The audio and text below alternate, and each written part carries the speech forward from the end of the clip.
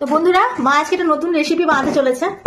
তো রেসিপিটা মা নাম শুনেছো ইউটিউবে? শোনোনি তো? এমনি দেখেছো, বানানটা নামটা শোনা হয়নি। এই যে এখানে পাউরুটি, এগুলো পাউরুটি দিয়ে একটা মিষ্টি বানানো হচ্ছে। মিষ্টিটার নাম জানি না। রসে চুবানো হয়েছে, পাউরুটি ভাজা চলছে। এই যে ক্ষীর, এটা দিয়ে মিষ্টি হবে বন্ধুরা। তো ইউটিউব থেকে দেখেছি, মাকে বললাম মা এই মিষ্টিটা, আর ও আমাকে হোয়াটসঅ্যাপে পাঠিয়েছিল। এই মিষ্টিটা পছন্দ হয়েছিল, তো মাকে দেখিয়েছি। মা সকালবেলা দেখেছে, এখন করছে। ওর আবার খেতে ইচ্ছা হয়েছিল, ওটাই তোমাদের সাথে শেয়ার করছি। তোমরা কিন্তু অবশ্যই দেখো, তোমরাও বানিও বাড়িতে, অবশ্যই তোমাদেরও ভালো লাগবে। আমরা তো খাইনি, খেয়ে বলবো কেমন হয়েছে। পুরোটা হলে তো পুরোটাই দেখাবো। এখন রসে চুবিয়ে তোলা হচ্ছে।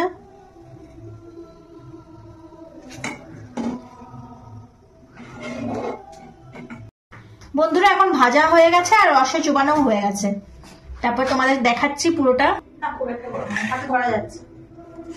তো বন্ধুরা, এখন এই যে ক্ষীর করেছে মা, ক্ষীরগুলো এখানে মাখিয়ে মাখিয়ে একটার পর একটা দিতে হবে।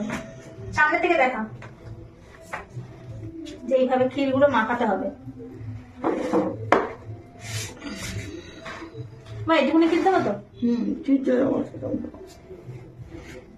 মা আমাকে সব মিলিয়ে দেখাবে।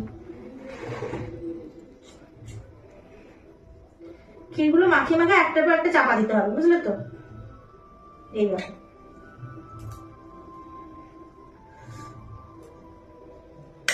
এই যে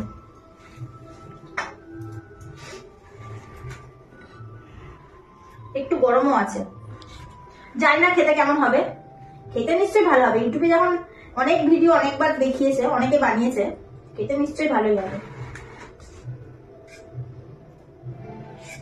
সবকিছু তো ভালো, পাউরুটি, তাকে আবার রসে চোবানো, মা আবার ক্ষীর, আমল দুধ দিয়ে ক্ষীর তো তোমরা বানাতেই জানো। ক্ষীর বানানো, ক্ষীর তৈরি করা, খেতে ভালোই হবে। এত কিছু সরঞ্জাম যখন, তোমরাও কিন্তু বাড়িতে বানিও।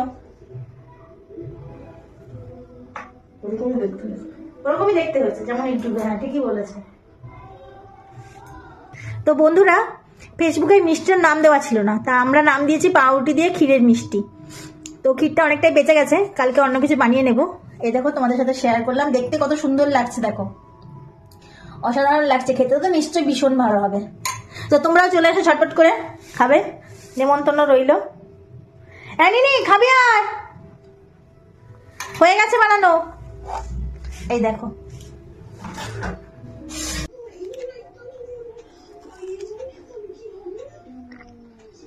অসাধারণ অসাধারণ টেস্ট হয়েছে। পুরোটা ক্ষীরে ভরা মিষ্টিটা।